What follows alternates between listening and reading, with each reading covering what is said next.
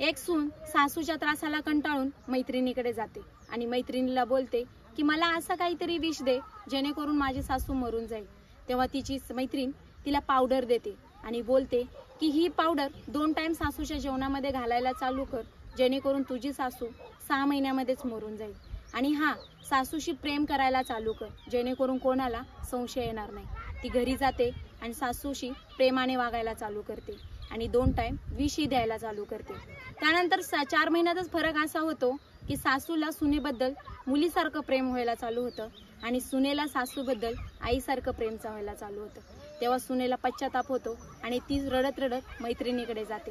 तेव्हा मैत्रीण बोलते की घाबरू नकोस, मी तुला जी पावडर दिली होती ना ती प्रोटीन पावडर होती आणि हा, तू सासूशी चांगली वागायला लागली म्हणून सासूही तुझ्याशी चांगली वागायला लागली, त्यामुळे तू पण बदलली आणि तुझी सासू पण बदलली।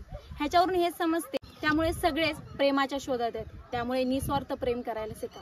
आणि तुम्ही जर एखाद्या व्यक्तीवर निस्वार्थ प्रेम करत असाल त्या बदल्यात तुम्हाला प्रेमच मिळेल। आणि हा व्हिडिओ तुम्हाला कसा वाटला मला नक्की कमेंट बॉक्समध्ये कमेंट करायला विसरू नका।